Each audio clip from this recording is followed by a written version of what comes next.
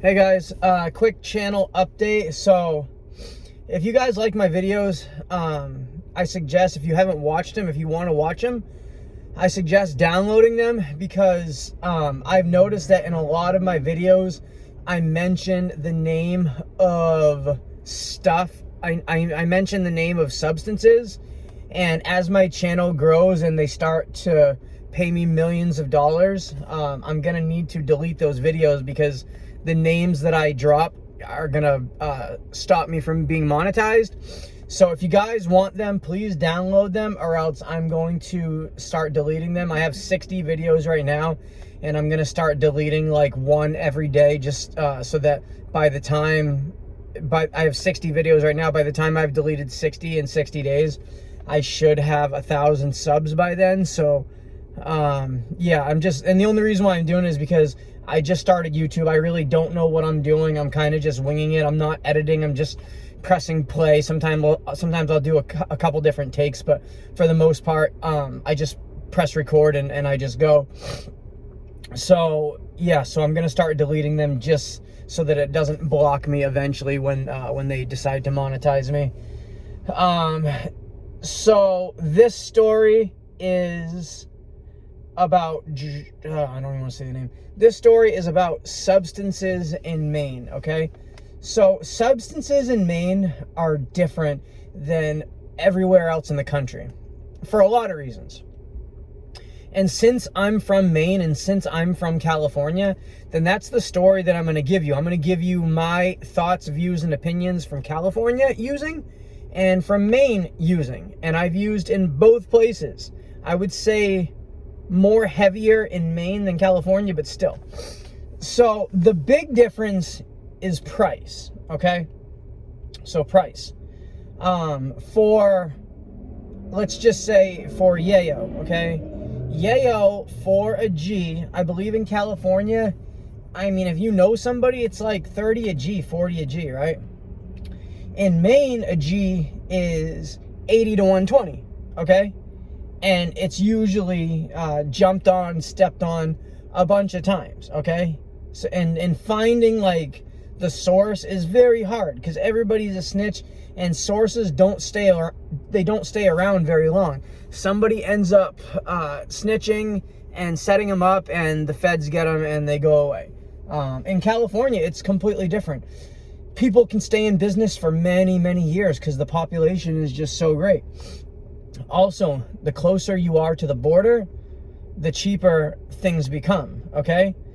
I think I've said this analogy in one of my other videos. I got off, hold on, guys, my chest hurts and I'm not feeling good.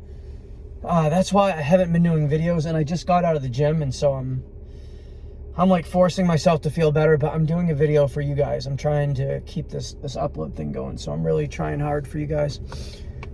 So if you hear me out of breath, it's because I'm having a slight hard time breathing. I'll be fine. It's just I battle this once a year, but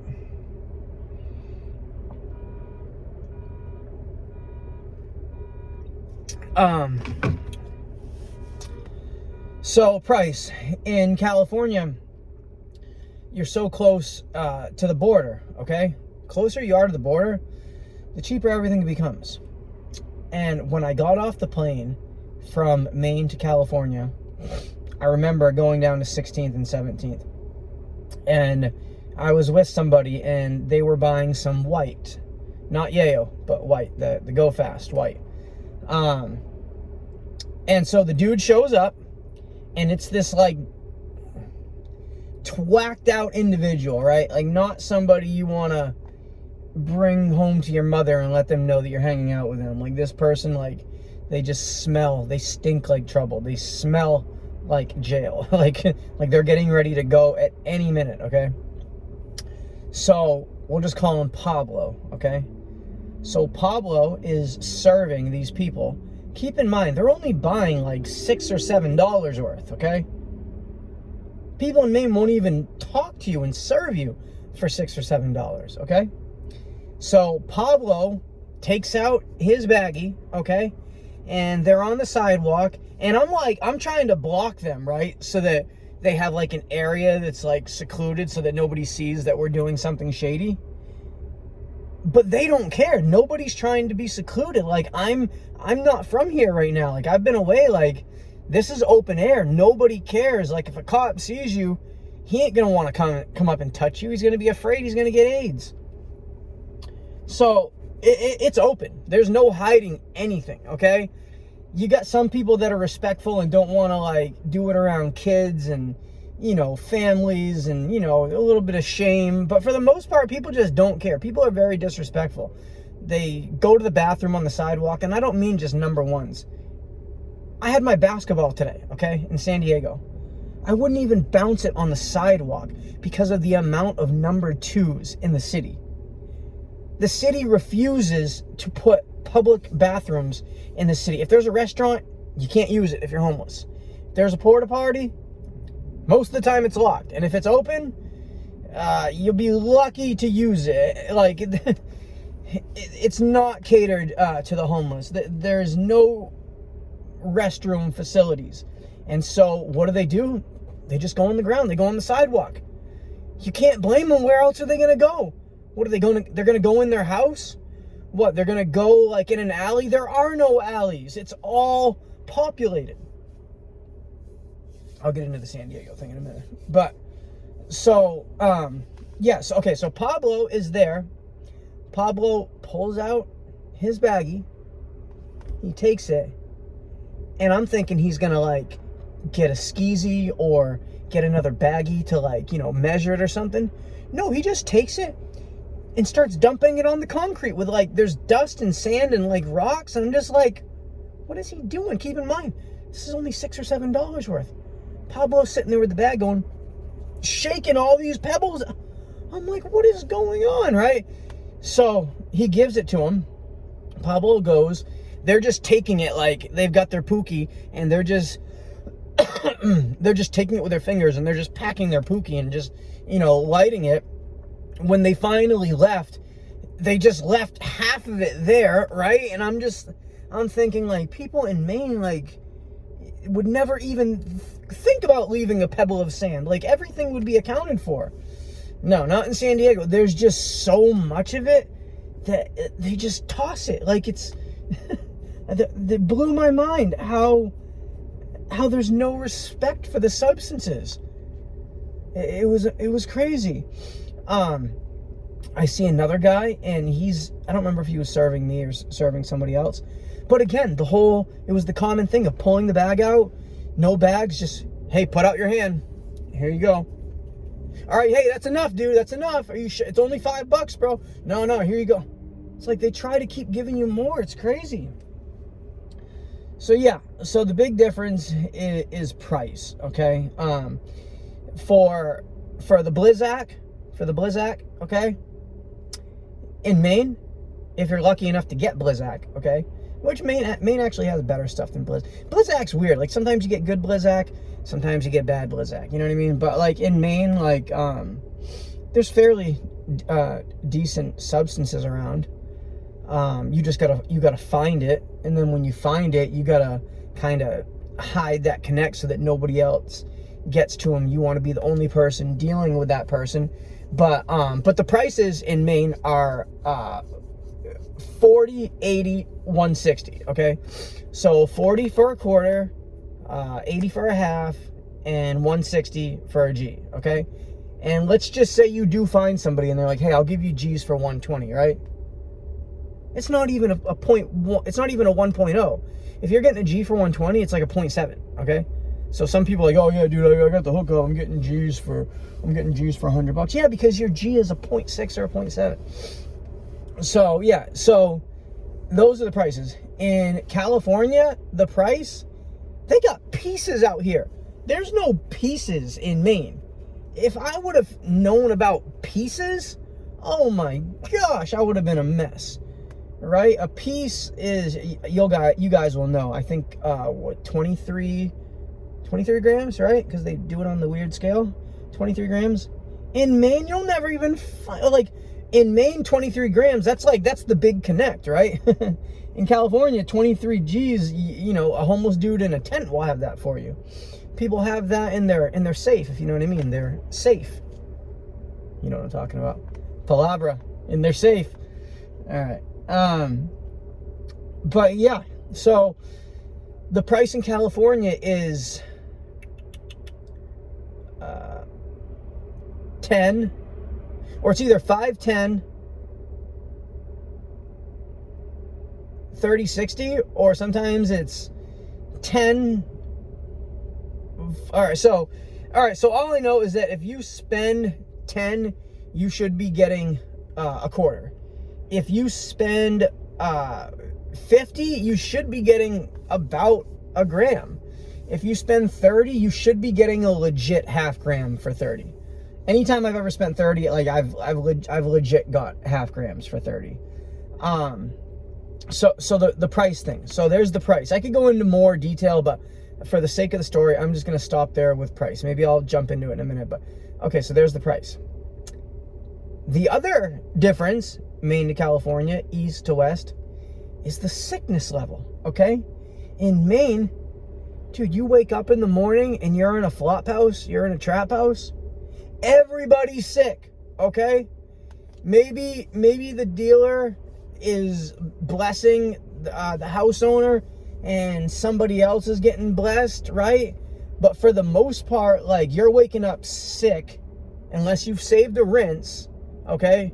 Or maybe you saved your rinse of your rinse, right? But you're waking up sick and you got to use that rinse, like, to get going, okay? In California, they'll give you free samples to go and get ready. That ain't happening. I think I saw one dude from Philly come down and give out free samples, and they were garbage, didn't even do anything, right? So the sickness level. Sickness is a big thing, and I'll tell you why. When people are sick, the amount of crime and the level of, what's the word I'm looking for? The level of lack of morals goes completely out the window when you're sick, okay? When you're sick, you'll do anything. You're sick, like you're literally, like, you feel like you're going to die. If you feel like you're going to die and it's your last day on earth, are you going to do anything to get well? Of course you are, because you're going to die, and that's what it feels like. And so people in Maine are always sick because of the high prices, you know? Like, I kind of had it figured out. Like, I was really resourceful. Like, I could always get $20. It seemed like to get $20, I could always hustle up 20 somehow, bum it from somebody, you know what I mean? Like, I could always get 20, and I knew other people that always could get like 20. So, like, in my desperate measures, I'd go to those people. Hey, I got 20, get 20. All right, cool. Let's go get a quarter. But then after the quarter, if it's good, I mean, you're just getting well. So then you're well. Then you got to start doing crazy stuff to get ready for your next bag. Because sickness comes quick. You know, the Fetty, if you don't have a shot within 2 hours, you're getting ill. You're getting the sniffies, you're getting the runny nose, you're getting cold, you're getting pins and needles, right? So the sickness level.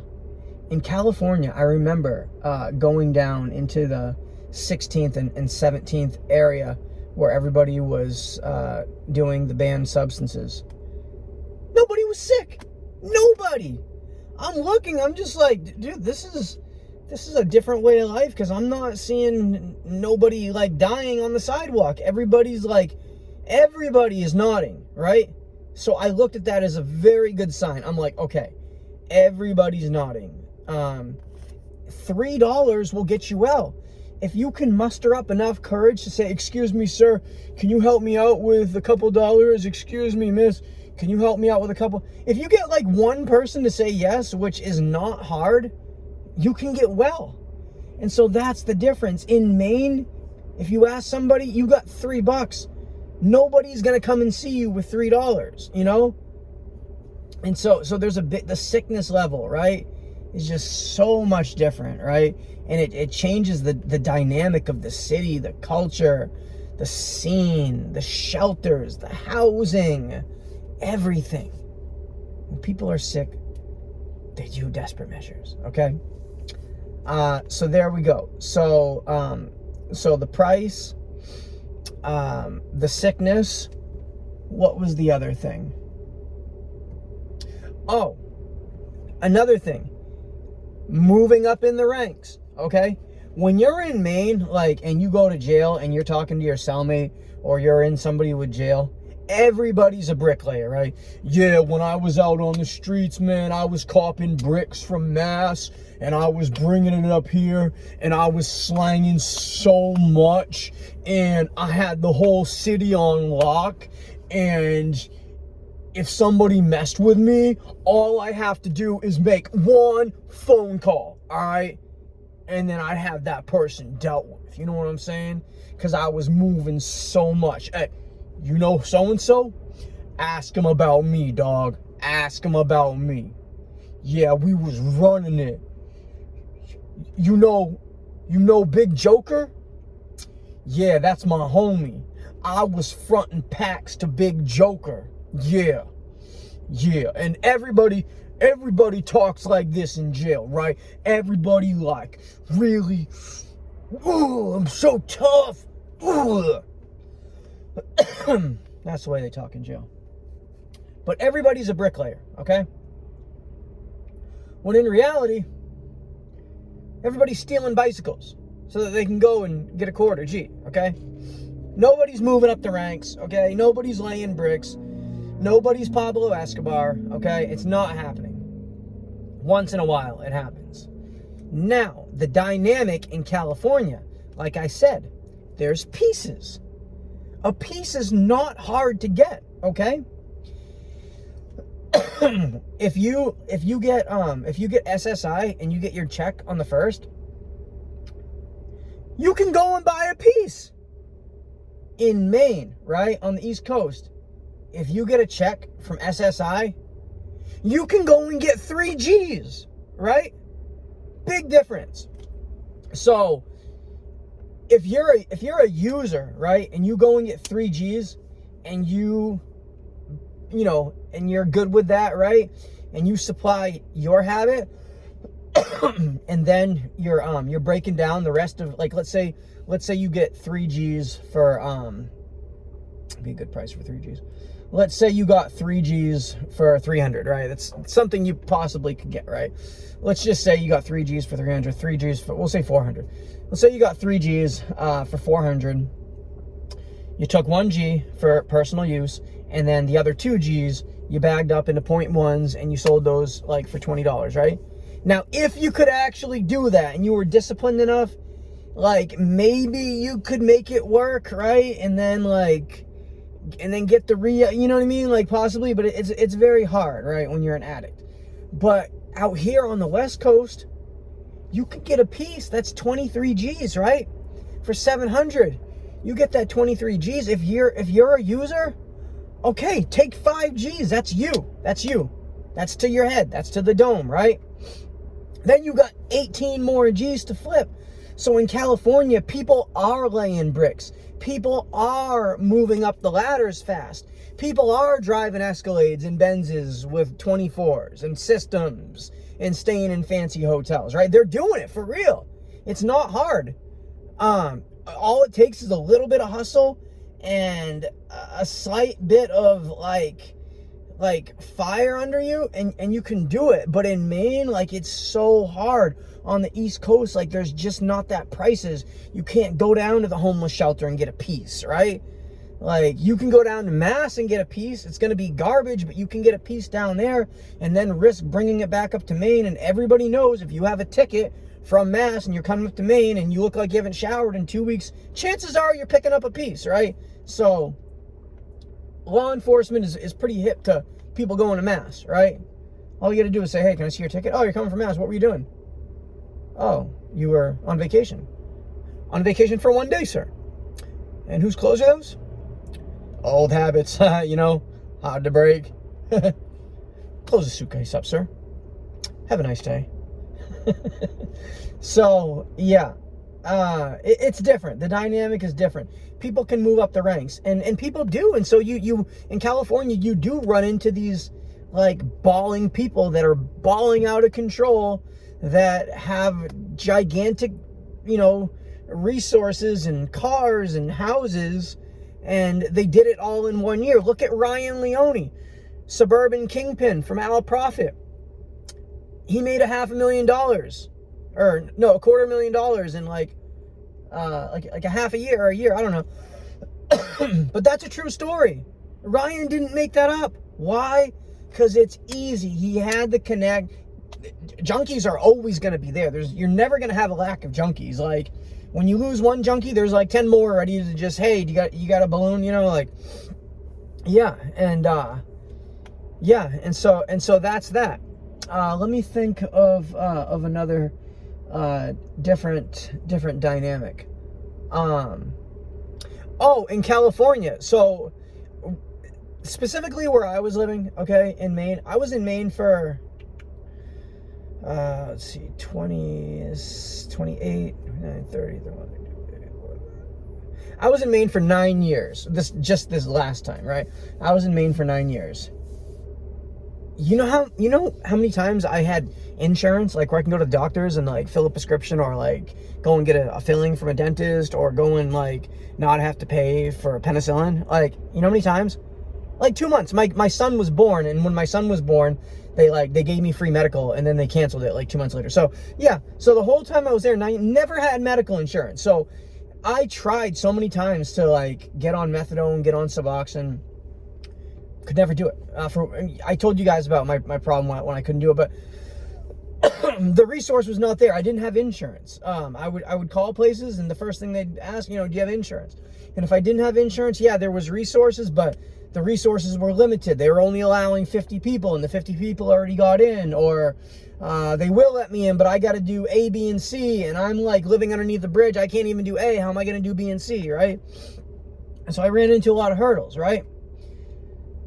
I come to California, right? Check this out. So I'm here. After a few weeks, I think I told you guys, my mother let me come and live there.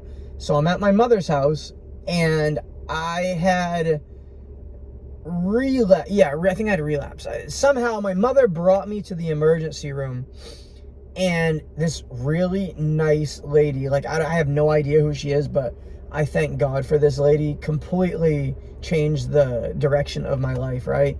My mom explained to her, he doesn't have medical insurance. Like, we want to get him clean. He's struggling, like he's had a rough childhood. He was in prison. He was in jail. And the lady felt genuinely bad for me and had me fill out some paperwork, got me emergency medical insurance, and I walked out of the emergency room with full coverage insurance in less than 12 hours. It was amazing. I couldn't believe it. I remember just being like, wow, a relapse turned into full coverage insurance. I was so happy. I've never had insurance before. It was like the greatest thing. And like, so when that happened, I'm like, okay, now my options to get clean are like, I've got resources. If I need to go to detox, I can get in detox. If I need Suboxone, I can get it. If I need methadone, they'll give it to me. If I have teeth problems, they'll pull my teeth. You know what I mean? Like, if I want to be transgender, they'll give me the surgery if I want it. Just kidding. All right, palaver. But I think they will do that, actually. But, yeah. So, they give you insurance here. Now, I get some people take advantage of it. Not me. I wasn't one of the ones to take advantage of it. I mean, I took advantage of the resources. I didn't abuse the system. And so I thank God, man, that was like one of the biggest blessings. Like, it really helped. Like, I was able to get into all sorts of different programs, and here I am now sober. I haven't touched anything. I'm still on subs, but I'm getting ready to get off. It's messing with my stomach. I don't need it, but yeah, like I'm just thankful. So the dynamic is in Maine, and I think Maine is a Republican state, or no, Democrat. Well, I think they're both Democrat. Oh no, at the time. Oh no, yeah, at the time I think it was Paul LePage. I think he was the governor, and he's Republican. I don't know, but all I know is that I couldn't get help there, and I got help here. So that's a different dynamic, right? Another dynamic is population, right? So this is what happens. So you'll have a dude, right? We'll say his name is J-Rock, right? So J-Rock is from New York, which most of the dealers in Maine are from New York. So J-Rock comes to Maine, and the reason why is because in New York, J-Rock can't sell drugs in New York. Why? Because it's all controlled by gangs, and J-Rock is not part of that gang. So J-Rock can't go out on the corner and slang because it's all controlled by gangs and organized crime. He can't even think about it. He'll get whacked. Boom, bam, bing, boom. J-Rock, what you doing? Ah! Right? He's done. He can't even do it. So what these dudes do, highly ambitious dudes, a lot of them very highly ambitious, right? Probably could run Fortune 500 companies if they put their mind in the right spot. But a lot of it's their upbringing. It's not even their fault. Like, their dad was in prison. Their mom was, strung out on things, like, it's just the way it is. Like, I feel sorry for a lot of black people. Black people really get the short end of the stick, man. I've seen the way they're treated by police. It's not cool. Like, I've seen the way they treat just in traffic. They won't even let you go if you're black. It makes me sick, man. I'm not racist. I've never been racist, ever. So that's a different dynamic. So what happens is J-Rock knows that he can get pieces in New York. So J-Rock's like, man, I can get rich if I just go to Maine, right? So J-Rock comes to Maine, and this is normally what their get down is. Normally they come here, they don't know anybody, right? Just highly ambitious. They touch down, they're here, and immediately they usually go to the strip club. Okay, this is the way it is. I'm sorry, but that's normally what they do. So they get here, they go there, they meet some of the girls, they give them some free samples, they say, hey, you like it? All right, my name's J-Rock, here's my number, give me a call. And half the girls in there are like working with somebody, or somebody's working, you know what I mean? Like, the feds just hang out in there. Like, I've seen it. Like, they hang out in there acting like they're patrons. They're really feds. So immediately J-Rock is here. J-Rock, and I've seen this happen too. Dudes get busted after a week. Catch a Fed case in 2 weeks. It's crazy. Catch a conspiracy that quick. So they come here, go to the club, meet Sasha and Chantel. Chantel's like, oh yeah, I can give you some business. As long as you give me some for free, I'll give you all kinds of connections. Yeah. All the girls, yeah, I'll send them all to you. And so, and then J-Rock starts hanging out with them. Boom, the feds immediately know who he is, already on his tail. And they sit around, they don't even got to do anything, dude. They just sit back and wait for J-Rock to come to the club. Oh, there's J-Rock. Turn their camera on. Wait for J-Rock to go to the bathroom. Go in, press record on their camera, catch J-Rock in a hand-to-hand, boom. Come back next time, record the hand-to-hand. All he's gonna do is record like 3 or 4 hand-to-hands, boom. Now the feds are saying, oh, we think J-Rock passed 1 kilo to Chantel in the bathroom. We think J-Rock passed 2 kilos to Sasha in the bathroom. We think J-Rock passed 100 kilos to Vanessa in the bathroom. And J-Rock has been down in Maine from New York doing business for 1 year. Therefore, we think J-Rock, and we believe J-Rock is responsible for 100 million kilos of that yayo. So, J-Rock, this puts you in the guidelines of 200 to life. So, if you sign here for 50, if you go to trial, our conviction rate, we're going to get you. J-Rock, sign the 50. Okay, I'll sign it. Sounds like a good deal. J-Rock signs it. Boom, J-Rock's gone. Next. That's the way it is, right? And it sucks, man. Like, I get it. Like, they're doing a bad thing, but nobody deserves to go away for that long for something so stupid. Like, most of them, and I would say most of the people that I met, like, would send their money back to their families. Like, most of them. None of them had Mercedes and stuff. Most of them were just sending it back to their families. Like, a lot of them kind of accepted the fact that they were gonna go to prison at some point. But if they can support their family, like, decently for 3 years, it's worth it to them. Like, it's hard to explain, man, but it's just a different way of life. If you're not in that life, then you don't know. But yeah, dynamics are different. All right, guys, like I said, I'm not feeling good. This story was completely true. It was not a, I mean, well, this is my point of view. There was no fact fiction in this one. This is just kind of like my take, and you know, from my experience being there. If you guys have any other like comments on the differences from east to west that I forgot, lay it out in the comments. I want to know, because I'll read the comments and I'll get ideas, and then I can make stories off of like you guys throwing ideas off my comment section, you know? So yeah, I encourage you guys to do that, because I'm always looking for more ideas and more subjects. Like sometimes I'm just driving and an idea just pops into my head, boom, and I, you know, and then I'll forget it, and so it's like, oh man, you guys would have loved that one, but I forgot it. So yeah, so guys, hugs, not drugs. I love you guys. I noticed that some of you guys were mad about my Mexican mafia story that I had created out of thin air. Guys, I want to let you know, like, that's just for entertainment. Like, I'm just trying to entertain you guys. Like, I don't know anything about the Mexican mafia. Out of my imagination, I come up with things that I think are interesting, because the Mexican mafia is interesting to me. Like, you know, like guys in jail that have this tremendous amount of power. It's interesting to me.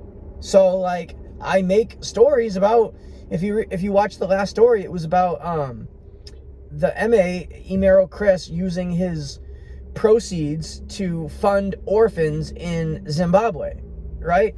So like, yeah, that's the stuff I like to do. And I'm sorry guys if I offended you. I'm not trying to offend you. I'm not trying to make you guys mad. I just this is just my outlet, you know. I do expect to become famous on YouTube. I do expect for my channel to grow. I just feel like it's going to, and I'm excited about it, because and the reason why guys, I'll tell you, okay, the reason why I want to be famous on YouTube, I'll tell you, it's not the reason that everybody else like to be famous. That's not why. You want to know why I want to be famous? Because every time I see a cool channel, and every time, like, I follow lots of people. I probably follow like 50 different people. When I follow people, I will comment in their comments, and I'll reach out, right, to these people that I watch. Dude, they never write back. I watch Dubs, right? I like Dubs, right? Dubs doesn't write back to me, right? I watch Paradigm Media, Boxer. Boxer doesn't write me back. I've tried reaching out to these people, right? And they don't write back. And so basically, like, I'm doing this just to, like, so I can, like, talk to the people that are influenced. I just want to talk to them and, like, you know what I mean? Like, text message and, like, I don't know, maybe hang out and meet go play basketball. Ruslan, you know, Ruslan, the Christian channel, he talks, he's like a Christian YouTuber, and he does music. He's one of my favorite YouTubers. He never responds to anything. If I'm lucky, he'll heart my comment, or he'll like my comment, and I know it's not even him liking it. It's like his secretary just going down and clicking like on every single one. You know what I mean? So I'm doing this just so that people will, like, talk to me, right? That's it. I want to be able to reach out to Ruslan. Yo, Ruslan, what's up? You want to go play basketball? Oh, he's got 200,000 subs. Okay, yeah. All right, I'll respond, right? Because he's got, and they will. Of course they will. That's exactly what Academics and what's his name? Adam22. Academics and Adam22. Academics said he just busted in the scene. What he did, he just started making videos, and then boom, now he's part of hip hop culture, right? Adam22, he just wanted to, like, hang out with celebrities and cool people. So he just starts, like, making videos. That's why he did it. And then now look, like, he can bring on any celebrity in the world, right? That's why I'm doing it. If I want to talk to President Trump, I want to be able to do it. If I want to talk to Levi Lusko, another person I follow, Levi Lusko will not respond to me. Levi, if you're watching this video, hit me up, man. Come on. For real. We're brothers in Christ, man. I'm just kidding, man. Like, I know Levi's got a lot going on. And I don't, how are they going to? Like, I'm just me. Like, I had 9 subscribers. Why would you respond to somebody with 9 subscribers? I get it. I'm nobody. But once I got 100,000 subscribers, it's going to be forced for these people that I like to watch. It's going to be forced, like, for Logan Paul to, like, respond. Like, you know, even though, actually, I don't watch Logan, but I've seen a few things. But, like, I'm into sports, right? Like, I would love to, like, hit up LeBron and, like, play Bronny James in one-on-one. That would be dope. Why would they ever respond to me? But if I've got 1 million subscribers, they'll play basketball with me, right? And so that's why I want to do it, guys. It's not because I want to be famous. I just want to play basketball with some people, right? All right. So, yeah, I'm not going to ask you guys to like, comment, subscribe. I think that's lame. I'm not ever going to do it. I'm going to continue, when I start my video, I'm going to continue to just, boom, jump in the story, right? I don't like to do monologues. The only thing I did, like, this time was I had to give you guys a channel update. My health, you know what I mean? Like, I don't have COVID. It's just every year this happens. Like, I get shortness of breath and I get wheezing. Happens every year. It happens for like 7 days and it goes away. Praise God. Thank you, Jesus. Like, that's the only thing that happens. I've been blessed by Jesus to have good health. And I'm very thankful. I live a very, very blessed life. I have everything that I want. I got out of jail and I had nothing. I didn't even have a cell phone, and I've managed to create this nice little comfortable life for myself where I don't depend on anybody. And I like living like that. I went out and on Christmas I was able to give socks away to homeless people, and I like being able to do that. I like being able to help people. Yeah, because I sell socks, and I sell other things. I sell sometimes cell phones, and just I sell backpacks, sporting goods. I like to sell sporting goods, but yeah, I'm good at it. Like, you know, some people are just good at things. I'm good at selling things online, right? Eventually, like, that was what I was battling with. I'm like, all right, should I do the teaching people how to sell online and like make extra income, or should I do like the prison thing? And I'm like, you know what? I'm just gonna do both, even though I know I probably shouldn't, because I should probably do one or the other. But I'm just gonna be me. My channel is reselling stories, but I talk about prison. But sometimes I'll talk about selling things, because that's what I do. I sell things. I was in prison. I can't put that behind me. As much as people want me to let that go and like put the prison behind me, I was in juvenile prison. I was in adult prison. You know, like, I can't just like forget about it. Like, am I gonna dwell on it all the time? No, but it's a part of me. It'll never go away, right? I wish I never went. I hate that place. One day was miserable. I don't wish one day on my worst enemy. One day was so bad. It's cold and sticky and lonely, and you can't sleep, and you don't got a blanket. You don't got clean clothes. Everything stinks. Everybody's acting tough. People never shut up. It's constant banging of the door. Like, it's just, it sucks, man. It sucks. But God was with me while I was in there. He heard my cries and my prayers. He was with me. We got through it. There's a lot of crimes that I committed that I never got caught for. Thank God, or else I'd be in right now. But yeah, hugs, not drugs. And I will see you guys next time. R.I.P. Ryan Leone. R.I.P. Luke G. And a moment of silence for those about to do their next shot who will never wake up again.